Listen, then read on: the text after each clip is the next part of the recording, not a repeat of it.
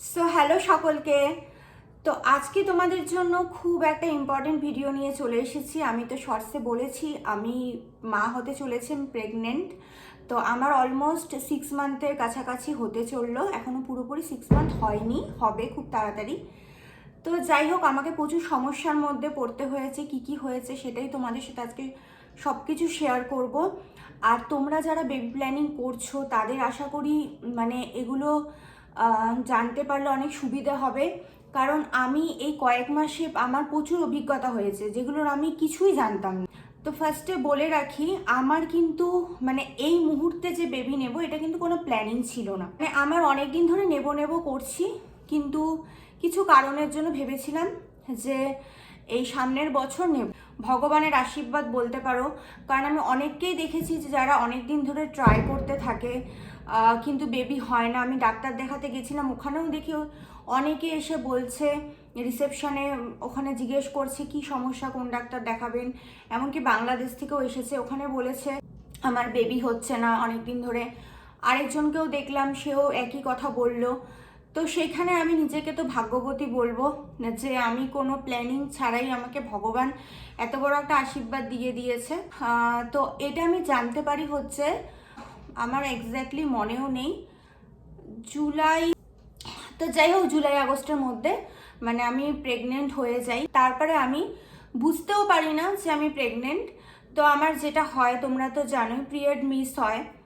তো আমারও সেটাই হয়েছিল। তো আমি ভেবেছিলাম হয়তো অনেক সময় ডেট আগে পিছে হয়, হয়তো সেটাই হবে। তারপরে আমার কি হয়েছিল, যখন পিরিয়ড মানে নেক্সট মান্থে যখন হবে তার আগে আগে আমার হালকা একটা স্পটিং যেটাকে বলে, মানে ওটা কিন্তু ব্লাড না, এটা আমরা অনেকেই মেয়েরা বুঝতে পারি না। তো সামান্য হয়, ওটা একদিন দুদিন থাকে তারপরে কমে যায়। তো আমারও সেটা হয়েছিল। তো আমি ভাবলাম যে আমার মনে হয় এখন ডেট চলে এসেছে, ওই জন্য এরকম হচ্ছে। দুদিন পরে, মানে দুদিনও না, 1.5 দিনের মতো ছিল, তারপরে ওটা পুরোপুরি বন্ধ, পিরিয়ড হচ্ছে না। তো আমি অতটা মাথা ঘামাইও নি।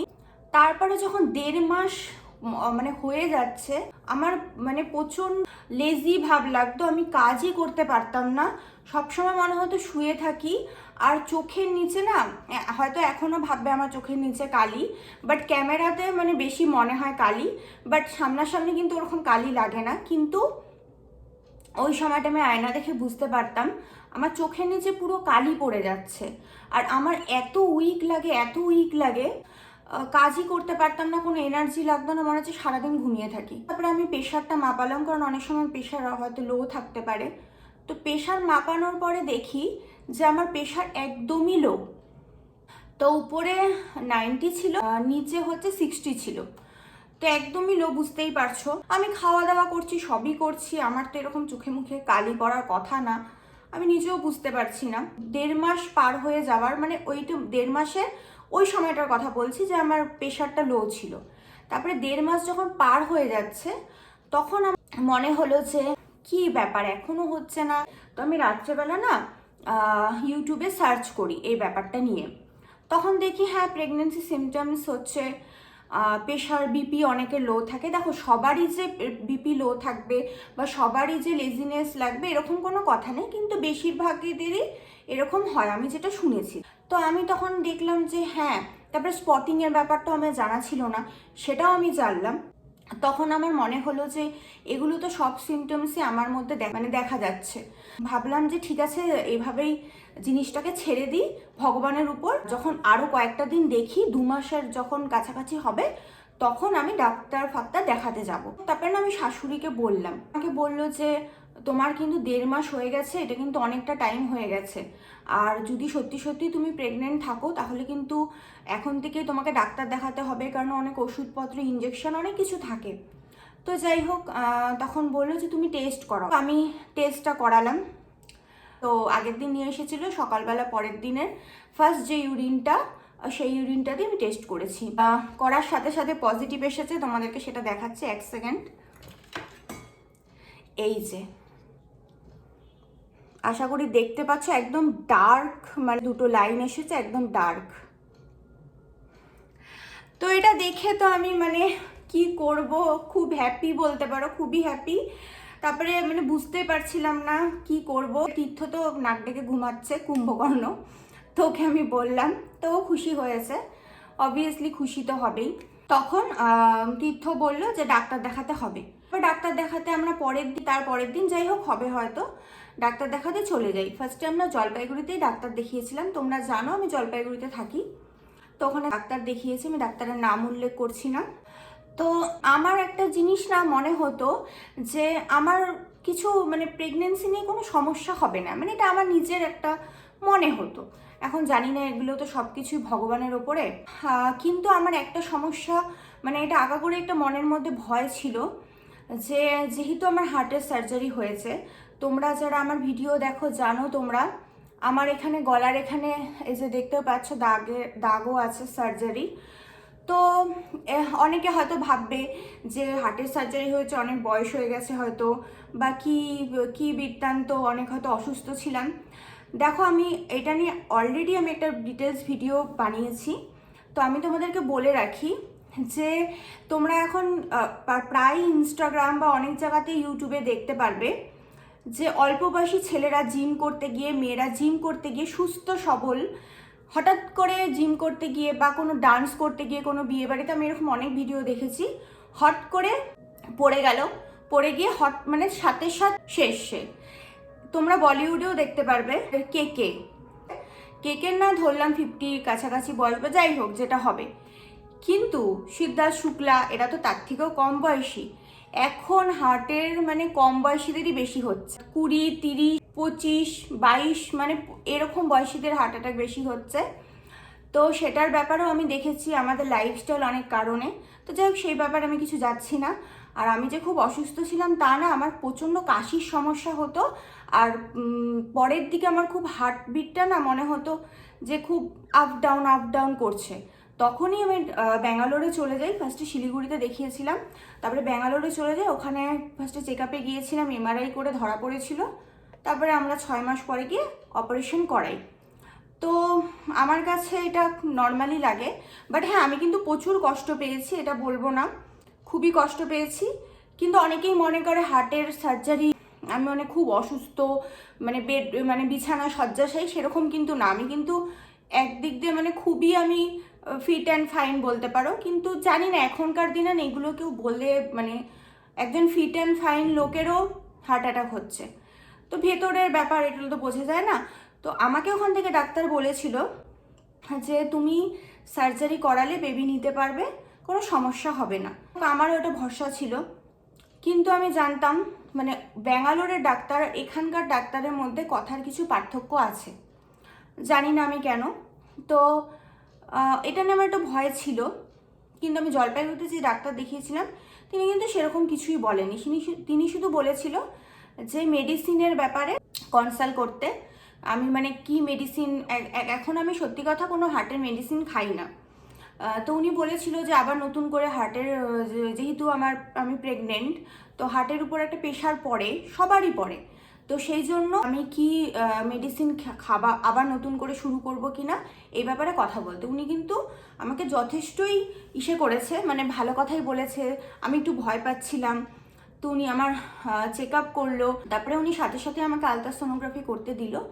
তো আমি আলট্রাসোনোগ্রাফি করলাম ল্যাবে গিয়ে, তারপরে বিকেলেই আমার রিপোর্ট চলে এসেছিল। তাও তীর্থ গিয়ে দেখালো, বললো হ্যাঁ এমনিতে তো এখনও সব ঠিকই আছে, তো তুমি শুধু মেডিসিনটার ব্যাপারে মেডিসিন ডাক্তারের সাথে কনসাল্ট করে নিও। তো এবার কি হলো, এবার মেডিসিন খাবো সেটাতে যদি বাচ্চার কোনো ক্ষতি করে, কারণ এক একজন ডাক্তারের মানে এক এক রকম ধরনের কথা বলে, তো আমরা পুরোপুরি না ভরসা করতে পারিনি।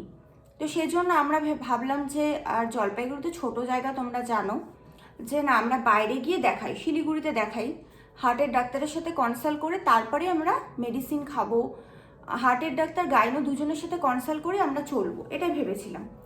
তো আমরা ওই ডাক্তারকে দেখাইনি, 3 দিন পরেই আমরা শিলিগুড়ি চলে গেলাম। শিলিগুড়িতে গিয়ে একজন নামি দামি ডাক্তার দেখালাম, আমি সেই ডাক্তারের নাম নেব না। তো মানে ওই ডাক্তারকে তো আমার এক ফোঁটা ভালো লাগেনি। প্রথম দিন উনি বললো, আমি ওনাকে সবই বললাম যে আমার হার্টের সার্জারি হয়েছে, তখন বললো যে ঠিক আছে একটু তো প্রেশার পড়ে হার্টের উপর, প্রেগনেন্সি অবস্থা একটা তো রিস্ক থাকে। আর দেখ শুধু রিস্ক শুধু আমার কেন, রিস্ক হচ্ছে আমার মনে হয় প্রত্যেকটা মেয়েরই প্রেগনেন্সিতে কম বেশি রিস্ক থাকে। হ্যাঁ, তো সেটাই বলছিলাম, প্রত্যেকটা মেয়েরই রিস্ক থাকে। তো উনি ডাক্তার বলল যে ঠিক আছে তুমি হার্টের ডাক্তারের সাথে কনসাল্ট করো, যে উনি হার্টের দিকটা দেখবে আর উনি হচ্ছে এই ব্যাপারটা ডেলিভারির ব্যাপারটা উনি দেখবে। তারপরে উনি আমাকে টেস্ট করতে দিল আর কিছু ওষুধও দিয়েছিল। আর তারপরে উনি আমাকে টেস্ট করতে দিল হচ্ছে ব্লাড টেস্ট, অনেক রকমের ব্লাড টেস্ট করতে দিয়েছিল। তারপরে হচ্ছে আলট্রাসোনোগ্রাফি তো আমি ফার্স্টেই করে নিয়ে গেছিলাম, তো সেটা আর করতে দেয়নি, কিন্তু টিভিএস আলট্রাসোনোগ্রাফি একটা হয়, তো আমি ভুল বলতে পারি কিন্তু আমি যতদূর জানি টিভিএস বলে, তো ওটা করতে দিয়েছে। ব্লাড টেস্টটা আমরা সেদিনই করিয়েছিলাম, তো আমাদের 5,500-6,000 টাকার মতো নিয়েছিল ব্লাড টেস্ট করতে। আর ওষুধগুলো খাওয়া শুরু করে দিয়েছিলাম, কিন্তু ওই টিভিএসটা সেদিন হয়নি, কারণ অনেক দেরি হয়ে গেছিলো ডাক্তার দেখাতে দেখাতে। তারপরে হচ্ছে আমরা 3-4 দিন পরে গিয়ে হার্টের ডাক্তারের সাথে কনসাল্ট করি, উনি আমাকে টেস্ট করতে দেয় হার্টের যেগুলো থাকে। তারপরে করা ঠরার পরে রিপোর্ট ওনাকে দেখানো হয় হার্টের ডাক্তারকে। তো ওখানে দেখাতে দেখাতে আমাদের অলমোস্ট দুপুর হয়ে যায়। ও সরি, এখানে মাঝখানে একটা ভুল করলাম, মানে ফার্স্টে আমরা সকালবেলায় টিভিএস আলট্রাসোনোগ্রাফিটা করি। তো ফার্স্টে আমরা গিয়ে 10টার দিকে ওই টিভিএস আলট্রাসোনোগ্রাফিটা করি, বলে বিকালের দুপুরের মধ্যে রিপোর্ট পেয়ে যাব। তারপরে আমরা ওখান থেকে বেরিয়ে হার্টের ডাক্তারের কাছে চলে যাই। তারপরে হার্টের টেস্ট করে বিকেলের মধ্যে হার্টের রিপোর্ট নিয়ে তারপরে আমরা দেন যে আমার গাইনো আমি যাকে দেখাচ্ছিলাম তাকে দেখাই। দুটো রিপোর্টই দেখাই, মানে হার্টের রিপোর্টও আর এদিকে আমার টিভিএসের রিপোর্টও। তো যাই হোক, টিভিএসে যেটা হয় ভ্যাজাইনার ভিতরে পুশ করার পরে তারপরে ওখানে হয়তো মেবি ক্যামেরা লাগানো আছে বা কিছু জানি না আমি, তো ওটা হচ্ছে স্ক্রিনের মধ্যে দেখায়। তা আমি একটু ভয় পেয়ে গিয়েছিলাম, কিন্তু সেরকম কোনো ব্যথা ট্যাথা কিছুই লাগেনি, আর এটা কিন্তু টোটালি সেফ। তো তারপরে আমি একটু ভয় পেয়েছিলাম হালকা, তখন আমাকে ওখানে যে আমার যে ডক্টর আমার করছিল টিভিএসটা, তো উনি আমাকে বলল যে বেবি দেখবে, তখন আমি বললাম হ্যাঁ, তখন আমাকে বেবি দেখালো। আমার মানে কি বলবো, এত ভালো লেগেছে, আমার মনে হচ্ছিল টেস্টটা আমি করাতেই থাকি, এতটা আমি খুশি হয়েছি। তো যাই হোক, তারপরে ওখান থেকে তো আমরা এটা করিয়ে বেরিয়ে আসি। তারপরে হার্টের ডাক্তারকে দেখে আমরা এখানে এসে আবার টিভিএস এর রিপোর্টটাও কালেক্ট করি। তারপরে আমরা ওই ডাক্তারের সাথে কথা বলি, গাইনোর সাথে। তখন উনি হঠাৎ করে মত চেঞ্জ করে দেয়, বলে হ্যাঁ টিভিএস এর রিপোর্ট তো ঠিকই আছে, কিন্তু তোমরা বাইরে দেখাও। তখন আমরা বললাম যে হার্টের ডাক্তার তো বলেছে সব ঠিক আছে, বললো উনি বললে কিছু হবে না, কিন্তু তোমার একটা রিস্ক আছে। তো এটা হচ্ছে আমাদের শিলিগুড়ি ছোট জায়গা, তুমি বাইরে গিয়ে করাও, নয় কলকাতাতে, আর নয় হচ্ছে তুমি ব্যাঙ্গালোর থেকে করাও। তো মানে একটা বিশাল মানে ঝামেলার মধ্যে ফেলে দিল উনি। তারপরে ভাবলাম এখানে আর কোন ডাক্তারকে দেখাবো, যেই ডাক্তারকে দেখাতে যাব সেই ডাক্তারও যদি একই কথা বলে। আর এটা তো ঠিকই, শিলিগুড়ি জলপাইগুড়ি এটা তো ছোট জায়গা না, এখানে অনেক ধরনের ফেসিলিটি সব কিছু থাকে না। তো যাই হোক, তারপরে আমরা এরকম ডিসাইড করলাম কি করা যায়।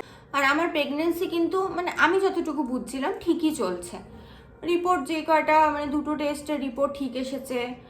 আমার মানে হ্যাঁ, আমার মাঝে মাঝে খুব উইক লাগতো, কদিন বমিও করেছিলাম। অনেকের খুব বেশি হয়, অনেকের আবার কম হয়, আমার অতটাও বেশি কম না, মোটামুটি কয়েকবার হয়েছিল, ঠাকুরের আশীর্বাদে কমে গেছে। তো প্রথম দিকে আমি কিছুই খেতে পারতাম না, আমার চোখে মুখে কালি পড়ে গেছিলো, কিচ্ছু খেতে পারতাম না, খেতে গেলে বমি হতো। ওটা আস্তে আস্তে ঠিক হয়ে যায়। তারপরে মোটামুটি যখন আমার 2.5 মাসের ওপরে হয়ে গেছে, মানে গাইনোর যে ওষুধগুলো ছিল ওগুলোই খাচ্ছিলাম। তারপরে ভাবলাম যে না, কোথায় যাই, ব্যাঙ্গালোরে যাব, ব্যাঙ্গালোরে অনেকটা দূর হয়ে যায়, তখন অনেকেই বললো এই সময় যাতায়াত করা ঠিক না। তারপরে সাহস করে আমরা ভাবলাম না কলকাতায় যাই, যেহেতু আমি ব্যাঙ্গালোরে আমার সার্জারি হলেও কলকাতায় আমি চেক আপ করিয়েছিলাম। তো ওখানে ওই ডাক্তার, খুব ভালো ডাক্তার একজন আছে হার্টের, তো ওনার সাথে কনসাল্ট করে ওনাকেই বলি একটা গাইনোর সাজেশন দিতে, কোন গাইনোকে আমরা দেখাবো। কারণ আমাদের তো কলকাতায় কোন গাইনো দেখাবো আমাদের আইডিয়া নেই। তারপরে আমরা 2.5 মাসের ওপরে তখন আমরা কলকাতায় চলে যাই।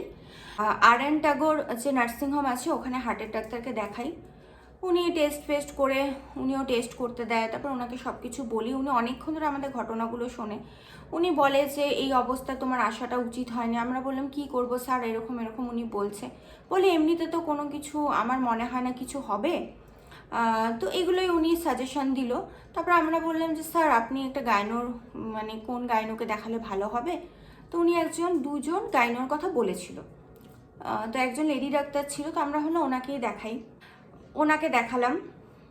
তো এই দিক দিয়ে হার্টের দিক থেকে একটা নিশ্চিন্ত হয়ে গেলাম, যেহেতু উনি আমাদেরকে বলল যে কোনো হার্টের দিক থেকে আশা করি সেরকম কোনোটা প্রবলেম হবে না, তো ভালো থেকো, এইসব উনি অনেক ভালো ভালো কথা আমাদেরকে বললো। তো অনেকটা মনে জোর পেলাম। তারপরে ভাবলাম 3 মাসও হয়ে যাবে। 3 মাস হয়ে গেলে অনেকে বলে রিস্কটা একটু কমে যায়। এক একজন এক একটা বলে, অনেকে বলে 5 মাসে রিস্ক 5 মাস অব্দি রিস্ক থাকে, অনেকে বলে 3 মাস অব্দি রিস্ক থাকে। তো যাই হোক, আমার মানে ধারণা ছিল যে 3 মাসটা গেলে আমি একটু টেনশন ফ্রি হব, তোমাদেরকে মানে ভালো খবরটা জানাবো। ওনাকে দেখানোর পরে হার্টের ডাক্তারের সাথে কথা বলে একটু ভালো লাগলো। তারপরে আমরা গাইনোকে দেখাতে গেলাম, উনি যাকে সাজেশন দিয়েছিল। তো ওই লেডি ডাক্তারকে দেখালাম। তো ওনাকে সব বললাম, উনি কিন্তু কিছু বলেনি যে না রিক্স ফিক্স। উনি বলল সব দেখলো, রিপোর্ট কি ওষুধ খাচ্ছি সেগুলো দেখলো। তো উনি বলল যে দেখো তোমার তো এখন 3 মাসের কাছাকাছি হয়ে যাচ্ছে। তখন বললো যে দেখো 3 মাসে একটা টেস্ট করতে হয়, অ্যান্টি স্ক্যান আর ডুয়েল মার্কার, অনেকে ডাবল মার্কারও বলে। তো এই দুটো টেস্ট তুমি করাও। তারপরে রিপোর্ট তো আগের রিপোর্টগুলো ঠিকই আছে, এই টেস্টটা করাও। তারপরে তোমার ওষুধ আমি নতুন করে দেব। তো এবার আমরা ভাবলাম টেস্টটা করাই। ওই টেস্টটা করাবো যে প্রথম কথা ওই টেস্টটা ওখানে হয় না, পাশে একটা ল্যাবে হয়। ঠিক আছে, ওই রিপোর্ট আসতে 10 দিনের কাছাকাছি সময় লাগে। তো এইবার আমাদের পক্ষে, আমি এমনিতেই তখন প্রেগনেন্ট, তারপরে আমি বাইরের খাওয়া খাচ্ছি, কি বলবো মানে কতটা ঝামেলার মধ্যে দিয়ে যে গেছি আমি বলে বোঝাতে পারবো না। এমনি সময় ঘোরা আর একটা ডাক্তার দেখানো, তা প্রেগনেন্ট অবস্থায় জার্নি করা কতটা ডিফিকাল্ট। বাইরের খাওয়া বুঝতেই পারছো। কিন্তু আমি অনেক সময় ভেঙে পড়লেও না, মেন্টালি আমি স্ট্রংও ছিলাম যে না, আমাকে হয়তো ভগবান পরীক্ষা নিচ্ছে, আমি এই পরীক্ষাতে আমাকে স্ট্রং থাকতে হবে, এটা আমার মাথার মধ্যে ছিল। ওটা শুনে তো আমার আর তীর্থর পুরো মুড অফ হয়ে গেছে যে 10 দিন পরে রিপোর্ট আসবে, আমরা 10 দিন ধরে কি কলকাতায় বসে থাকবো? আমাদের পক্ষে সম্ভব? তীর্থর মাসির বাড়ি আছে, আমরা যদি বলি 10 দিন কেন, উনি 15 দিনও আমাদেরকে রাখবে। কিন্তু আমাদের তীর্থর কাজ আছে, আমার অসুবিধা হয়ে যাচ্ছে। আর মাসির বাড়ির থেকে আর.এন. টাগোর নার্সিংহোম প্রচুর দূর, প্রায় 1.5 ঘন্টার মতো লাগে। তো সেটাও তো আমাদের পক্ষে সম্ভব না, আর অতদিন থাকা আমাদের পক্ষে পসিবলই না। তো যাই হোক, তারপরে আমি কি করব বুঝতে পারছিলাম না, মানে পুরো মাথাটাতে হ্যাং হয়ে গেছে। তীর্থর একটা বন্ধু আছে, তো সেই বন্ধুর মেডিসিন শপ আছে। তো আমরা বললাম যে ওর সাথে কনসাল্ট করি, ওর দোকানে কোনো গাইনো ফাইনো বসলে পরে তাকেই আমরা দেখাই। আর এমনিতে তো দেখো হার্টের ডাক্তার বলে দিল কোনো রিস্ক নেই, তাহলে এই টেস্টগুলো করা ওনার আন্ডারেই আমি থাকি। যেহেতু হার্টের দিকটা মানে যেটা একটা চিন্তা ছিল হার্টের বিষয়টা, সেটা নিয়ে উনি বললো কোনো চিন্তা নেই। তো আমার এখন গাইনোর দিকটা ঠিক থাকলেই হয়ে গেল, এটা আমার একটা ধারণা ছিল। তো আমরা জলপাইগুড়িতে ব্যাক করলাম। আসার পরের দিনই আমরা এখানে তীর্থ ফোনও করেছিল, তখন বললে হ্যাঁ এখানে হয় অ্যান্টি স্ক্যান আর ডাবল মার্কার হয়। তো আমি করলাম অ্যান্টি স্ক্যান, তো আলট্রাসোনোগ্রাফের মতনই, ওটা বলে বিকেলে রিপোর্ট দিয়ে দেবে। আর যেটা ডুয়েল মার্কার, তো সেটার রিপোর্ট দিতে 10 দিনের কাছাকাছি বলেই দিলাম সময় লাগবে। আমি তো ওগুলো কিছু ভাবিইনি, আর এই বিষয়টা আমি জানাও ছিল না। তো এটা বাচ্চার কোনো ক্রোমোজোনাল মানে যদি কোনো ডিফেক্ট থাকে এটাতে ধরা পড়ে যায়। হ্যাঁ, তো যেটা বলছিলাম একটা ফোন আসছিল। তো যাই হোক, চ্যাপ্টা ধরনের ফেস হয়, কানগুলো এরকম খাড়া খাড়া হয়, অনেকের পায়ে ডিফেক্ট থাকে, অনেকের হার্টে ডিফেক্ট থাকে, অনেকের ব্রেনে ডিফেক্ট থাকে, মানে প্রচুর রকমের ডিফেক্ট নিয়ে যারা জন্মায়। তো এরকমই একটা ব্যাপার। তো আমি তো ওগুলো নিয়ে চিন্তাই করিনি, আমি হার্টের দিকটা নিয়ে চিন্তা ছিল, ওটা বলে দিয়েছে, আমি ওগুলো নিয়ে চিন্তাই করিনি। তো বিকেলবেলা আমাদের অ্যান্টি স্ক্যানের রিপোর্ট আসলো, সব ওকে, নিশ্চিন্ত হলাম। 3 মাস হয়ে গেল আমার। তারপরে 7 দিনের মাথায় ওই রিপোর্টটা চলে এসেছে। তীর্থকে ফোন করেছে, ও কলকাতায় পাঠানো হয়েছিল, আমি তো জলপাইগুড়িতে করেছিলাম, ওইটা ব্লাড টেস্ট হয়েছিল, আমার ব্লাড স্যাম্পল নিয়েছিল যেটা হচ্ছে ডুয়েল মার্কার, তো সেটার রিপোর্টটা পাঠিয়েছিল কলকাতাতে। কলকাতাতে পাঠানোর পরে কলকাতার থেকে ওই ল্যাবে ফোন করেছে, ল্যাবের থেকে তীর্থকে আবার ফোন করেছে, বলেছে যে আপনার ওয়াইফের কি মিসক্যারেজ হয়েছিল। আর সত্যি কথা আমার আগে একবার মিসক্যারেজ হয়েছিল, সেটা বহুদিন আগেকার কথা, আমার বিয়ের পরপর। ওটা নিয়ে আমি সিরিয়াসও ছিলাম না, তো যাই হোক আমার গাফিলতিতেই হয়েছে। তারপরে বলছে যে ওই ডাক্তার আমরা কাকে দেখাচ্ছি সেই ডাক্তারের সাথে ল্যাবের লোক কথা বলবে। তো আমরা তো এটা অবাক হয়ে গেলাম, আরে কিছু অসুবিধা হলে আমাদের সাথে কথা বলো, ডাক্তারের সাথে কথা বললে কি হবে, আমরা বলতে পারবো। হ্যাঁ, তো তীর্থ আমি তো প্রচণ্ড ভয় পেয়ে গেছি। তীর্থ তাড়াতাড়ি করে ল্যাবে গিয়ে ডাইরেক্ট কথা বলছে যে আমরা তো বলতে পারবো না, আমাদেরকে কলকাতার থেকে ফোন করে যা বললো আমরা আপনাকে সেটাই বললাম। তো আপনি এক কাজ করুন, কালকের দিনটা দেখুন, ওরা হয়তো ফোন করবে বা কালকের মধ্যে রিপোর্টও চলে আসতে পারে। একটু টেনশনে ছিলাম সত্যি কথা। তারপরে পরের দিন রিপোর্ট চলে এসেছে, ভালো কথা। তারপরে ওরা তো রিপোর্ট নর্মাল দিয়ে দেয়, ওরা তো কিছু বলেনি রিপোর্টে এই আছে ওই আছে। তো তীর্থ রিপোর্টটা নিয়ে অফিস থেকেই তীর্থ রিপোর্টটা নিয়ে অফিসেই রিপোর্ট চেক করেছে। এবার তীর্থ তো রিপোর্ট দেখে, আমরা তো নর্মাল লোকরা বুঝতে পারবো না রিপোর্টে কি আছে, তো তীর্থ ইউটিউবে সার্চ করে যা হয় এখন, তো ওখানে 3টা এরকম পার্টের মতো থাকে, দাগের মতো, যেটা তোমাদেরকে আমি একটু পরে দেখাচ্ছি। ওখানে আমার 2টোতে লো রিক্স মানে সব কিছু ঠিক আছে, ফাইন, আর একটাতে হাই রিক্স মানে তোমার বেবির কোনো ডিসপুট থাকতে পারে, এটা একটা ধারণা করছে, মানে এটা একটা মানে কি বলবো, মানে হবেই যে এরকম না, মানে 250 জনের মধ্যে বা এরকম একটা ব্যাপার থাকে, ওদের গড়ের একটা হিসাব থাকে, সেটার মধ্যে তোমার বাচ্চা এরকম হতে পারে। তো আমি তো এগুলো কিছু জানি না, আমি এই বিষয়ে একদমই অজ্ঞান, কিছুই জানি না। তারপরে ওই রিপোর্টটা নিয়ে আমরা তীর্থর বন্ধু যে আছে অভিজিৎদার ডাক্তারের সাথে কনসাল্ট করবো, বললাম না মেডিসিনের শপ আছে, তো ওর ডাক্তারের সাথে আমরা রিপোর্টটা দেখাবো। তীর্থ আমি বললাম আমিও যাব তোমার সাথে। তীর্থ আমাকে বললো যে আমার মনে হচ্ছে তোমার রিপোর্টটা একটু খারাপ আছে। আমার তো শুনেই মনটা হলো, তুমি কি করে বুঝলা, তোমার দেখার কি দরকার, উল্টা আমি রাগারাগি করলাম। বললো না আমি দেখলাম 3টে যদি লো রিক্স থাকে তাহলে ঠিক আছে, তোমার 2টো লো রিক্স আছে, একটা হাই রিক্স আছে। তা আমি একটু ভয় পেয়ে গেছিলাম, তারপর ওর কথা, তবে ডাক্তারকে দেখাতে গেলাম। তো তীর্থর আবার একটা এমার্জেন্সি এমন কাজ পড়ে গিয়েছিল, আমরা ডাক্তারের কাছে অনেকক্ষণ দাঁড়িয়েছিলাম আমি আর তীর্থ। তারপর আমি ওকে জোর করে পাঠিয়ে দিলাম, না তুমি যাও, এটা তো রিপোর্ট দেখানো কোনো ব্যাপার না। তো আমি মাকে করছি, মাকে বলছি আসতে। তো মা আসলো, আমার মা তো, আমি মাকে ওটা বললাম, কারণ আমি না কিছু লোকাতে পারি না। মাকে বললাম তীর্থ এরকম বললো, আমি জানি না ওর কথা কি সত্যি কি বৃত্তান্ত, তো ডাক্তারই ভালো বলতে পারবে। মা তো মানে পাগলের মতো করছে, নার্ভাস হয়ে গেছে, আর মাকে দেখে তো আমি আরও নার্ভাস হয়ে যাচ্ছি। তারপরে ডাক্তার অনেকক্ষণ ধরে রিপোর্ট দেখলো, তারপরে বললে এই ব্যাপারে কোনো আইডিয়া আছে, বললাম যে না আমার আইডিয়া নেই, কিন্তু আমি শুনলাম, আমাকে আমার হাজব্যান্ড বলল।